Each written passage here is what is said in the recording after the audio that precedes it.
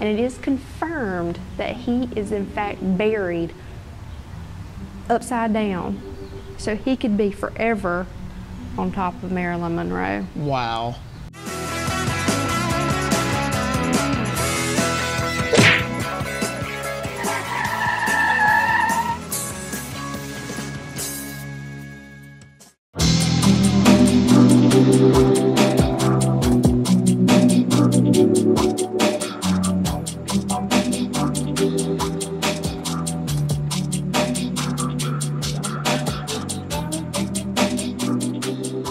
What's up, Exeters? Today, we've exited off LA, not Lower Alabama, but Los Angeles, California. Why, you might ask? Well, I'll let Renee explain that to you. Of course, because he probably doesn't know. I forgot, I'm not gonna lie. Well, I take that back. I halfway forgot. Okay. Okay, so this, like our Black Dahlia videos, is gonna be a two-part video we're bringing to you. Two parts, So not one, but two. First video we're bringing to you is going to be a kind of a story of Marilyn Monroe, otherwise known as Norma Jean Baker. Did you know that was her real name? I knew the Norma Jean part, but I didn't know the last name. So we're going to visit a few spots in LA where she grew up, her burial site, and her last home. And then we're gonna finish it up with where she might still currently reside. Who knows? She like Elvis. She just went somewhere. She ain't really dead. So we're gonna finish up the second part of this video would be at the Hollywood Roosevelt Hotel tonight. And we're staying the night there. We've booked a room. And we're gonna see if we can find Marilyn's ghost there. Yeah, we are. Just like might have found the Black Dahlia's ghost. Hey, we found something. I don't know what it was, but we found something. If you ain't checked that out, go check that video out. Okay, so Norma Jean Baker, her mother suffered from mental illness. So she was unable to take care of her. So at the age of 9 in 1935, she was brought to this orphanage that we are standing in front of right now. Right over there. So she stayed there for several years. We're trying to not get so close because there are kids out there playing. Yeah, so the whole place has like a giant gate around it with like ivy and bush hedges and everything, and in the front it's a locked gate, like right in the front of the building, and there's kids playing, like she said. So we don't want to be over there like filming. And we're gonna give you a quick shot whenever the kids go behind some of the ivy where you can't see them, or you can just see the building, to show you where she stayed at.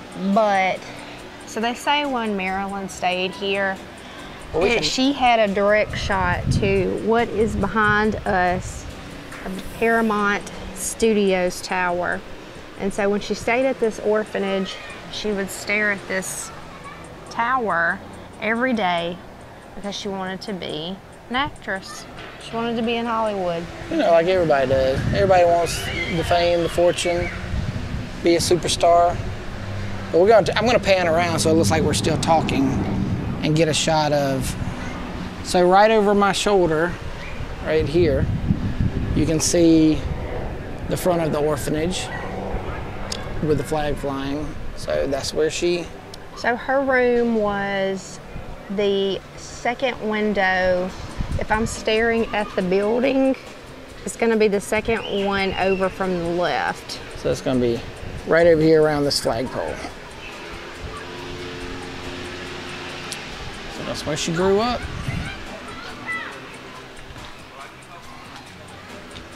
It's a nice shot to, you know, have something to look forward to get to stare at that every day, I guess.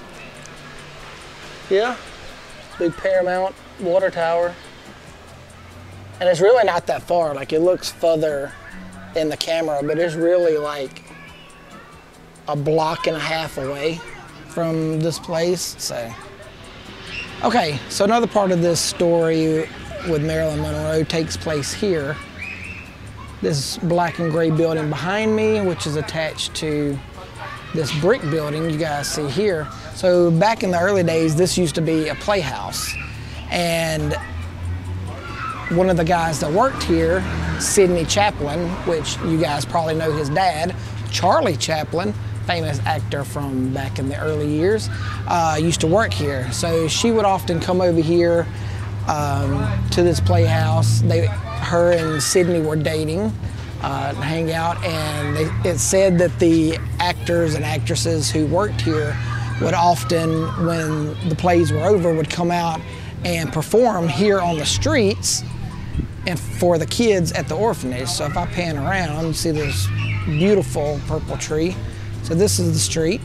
There's the orphanage right across from the playhouse.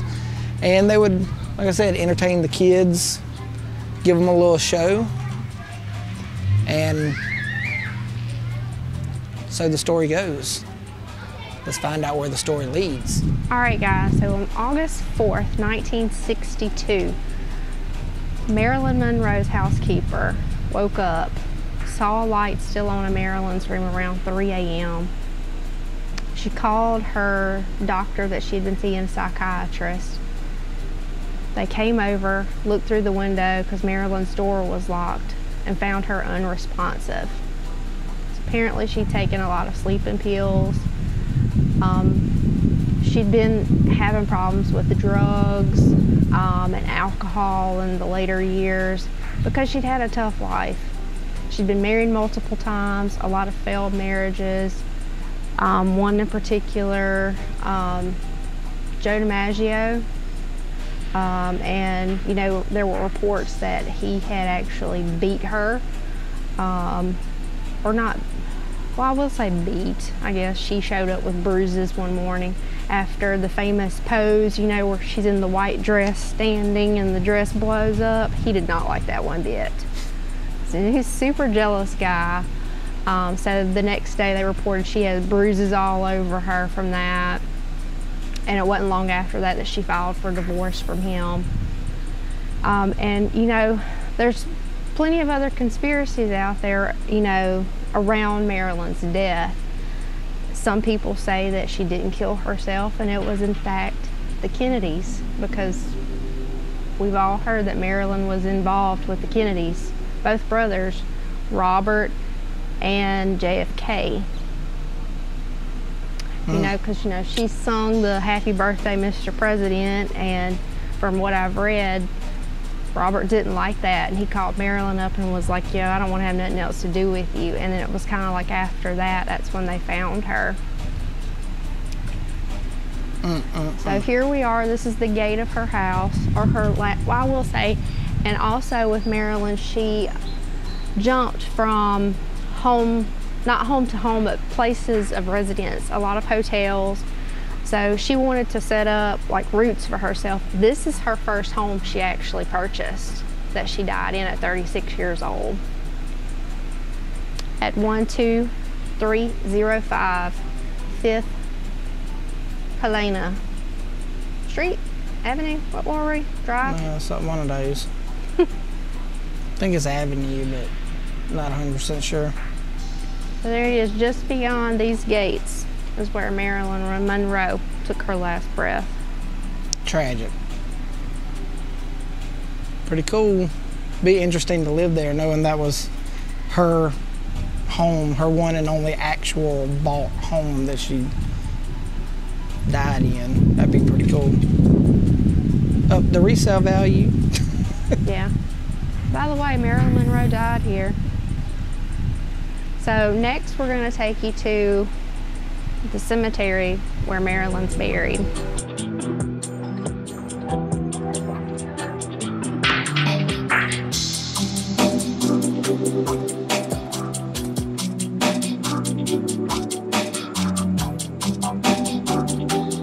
Alright, so for the final leg of this video, we find ourselves at Pierce Brothers Westwood Cemetery.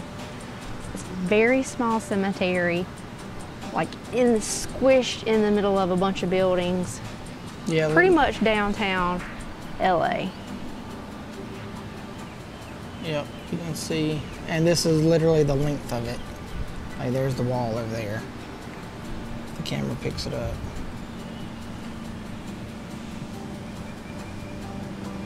And that's it. So there are numerous famous people buried here, but we're here for Marilyn.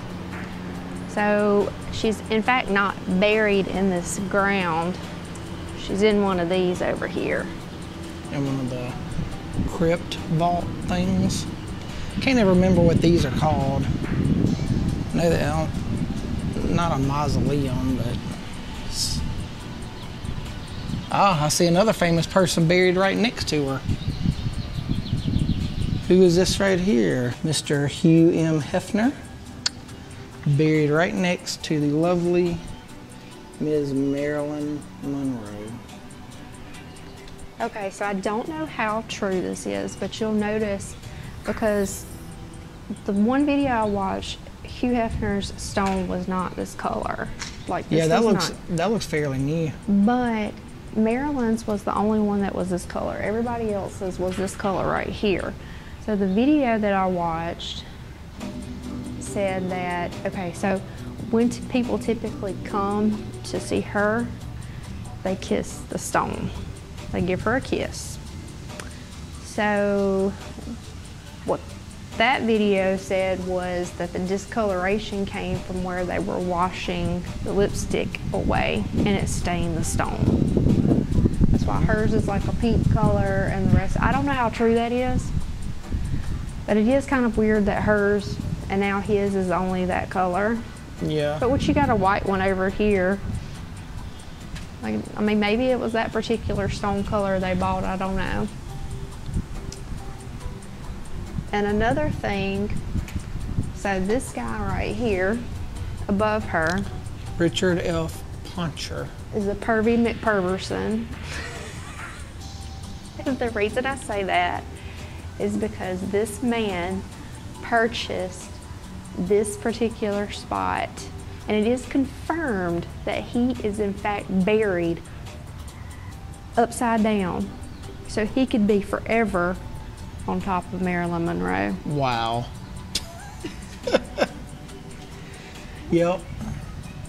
Now, it is also... And the bad thing is, buried right next to him is Elizabeth Elsie Poncher, which I'm guessing is his wife.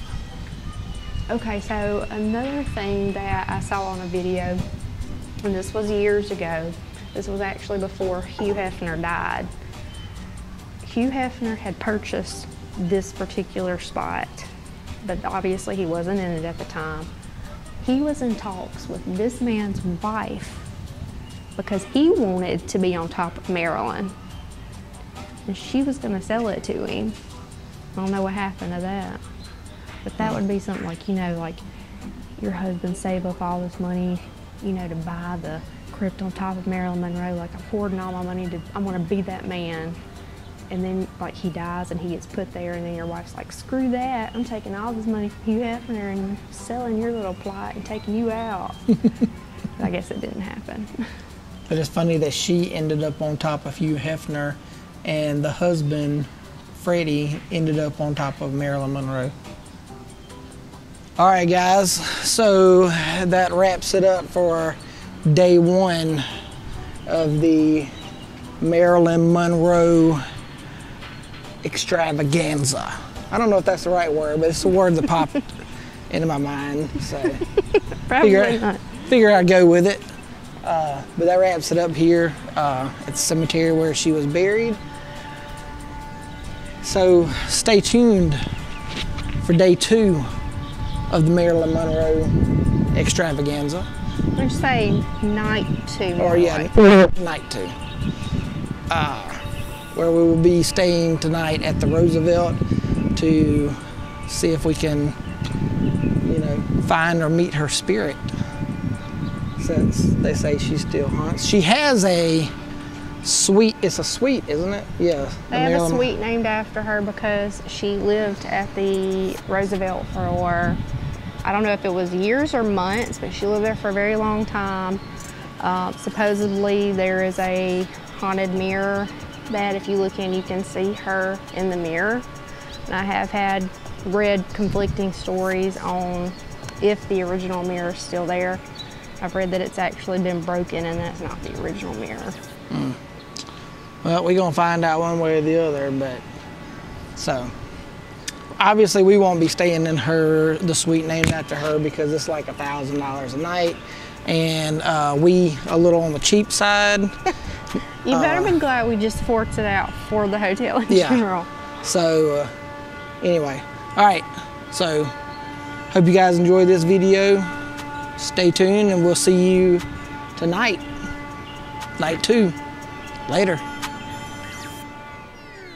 All right, guys, we just checked into the Hollywood Roosevelt. Check out the room. I'm gonna give you a tour of it.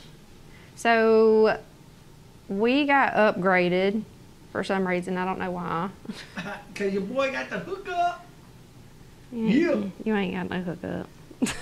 I'm a member of this freaking thing, and it would come with upgrades. So we were supposed to get a queen bed in the tower, which is kind of disappointing. We're not in the tower, but we still appreciate the upgrade. So we're in the cabana now. And I will say, like, as far as the lobby, it's a lot more modern, but we'll get some video of that hopefully, than the Biltmore. But the Biltmore's just got that vintage Hollywood beauty to it. But I will say this room is like way nicer.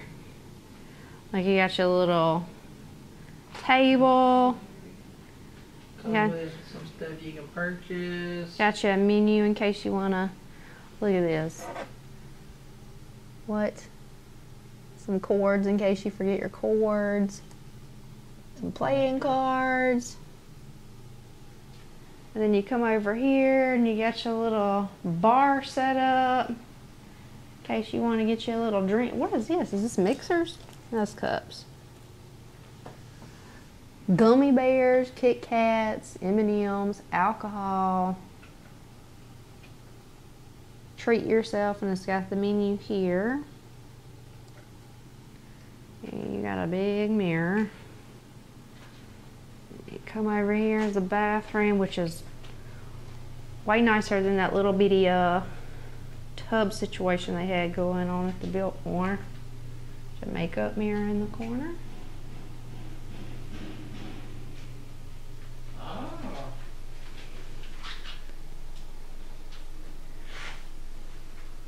Nice shower set up.